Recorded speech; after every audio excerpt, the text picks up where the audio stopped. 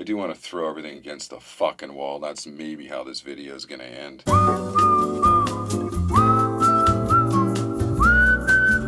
This is the Apple Watch 3. I'm going to upgrade to the Apple Watch 5. The hook for me, and it's the stupidest little, I mean, it's tiny, but the hook for me was that it's always on. I like to swim, I like to run, and I work out at the gym with my watch. So athletically, it drives me nuts when I have to keep trying to do this in the pool or when you're running and you don't just move and you're trying to, you're running, you're exhausted, and you're trying to see your times or your stats, and you can't, and you're flicking and you're driving yourself crazy. So to me, being able to see that in the middle of an athletic endeavor is a huge bonus.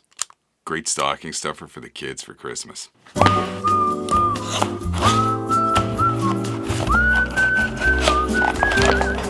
I got the Nike one, by the way. Almost looks like speakers here, kind of weird.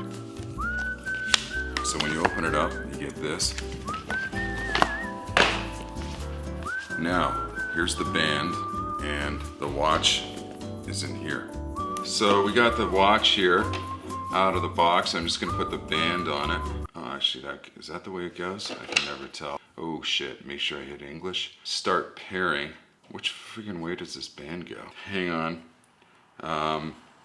So nothing's coming up. Oh, there we go. So the phone, and then it's supposed to read the thing here, and so far nothing's happening. Okay, so I'm updating the watch, and as you can see, I'm trying to get the band on. I don't know if this is, it feels like it's backwards or something. Is that what the band's supposed to look like? Which one's the outside and the please continue? I keep hitting the button, so I guess it's probably stupid to try and put the band on while I'm setting up the watch. Please continue setup on iPhone, but the iPhone says it's downloading the software. So I'm trying to pair this, but it says hold near the watch, the phone near the watch. The phone is basically making out with the watch, and nothing's happening.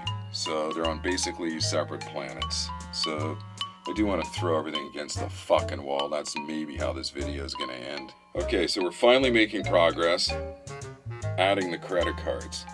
So make sure I'll give you all my credit card numbers, just, in case you need some extra cash. So I have to call T-Mobile because I have an old watch that I'm replacing on the cellular plan. Okay, so tell me, what can I help you with today? Apple Watch. Sorry, I didn't understand that. Please tell me why you're calling. Fucking love Okay, these automated I'll get systems. you over to an expert. Ta-da! Finally. It's out of focus. Here. Well, that took like an hour and a half on the phone with T-Mobile, because what you have to do, when you buy a new iPhone, it's really easy. You just say set up new phone, it kills your old SIM card and activates the new SIM card on the new phone.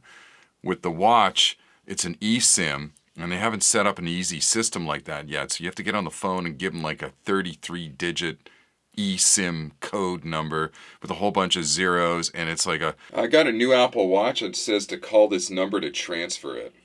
I'm sorry, you did what? I like the cellular watch because I can go for a run, and then I can, do stuff. I don't have to carry the phone with me. I can listen to music and all that stuff while I'm running around. Is it worth it? I like it, and it's subtle. It's not a thing that you think it's going to control your entire life, but I think it's one of those things that if you took it away, you would miss. So that's the preliminary review. And do you need the cellular? You don't need it, but also if you like to run around and not have the phone with you, but if you don't mind taking your phone, then don't waste your time or money with the cellular, because it's a hassle to set up, and it's like $10 a month, at least on T-Mobile, and I think it's the same on the other carriers. So that's the scoop on the unboxing of the Apple Watch. That is all.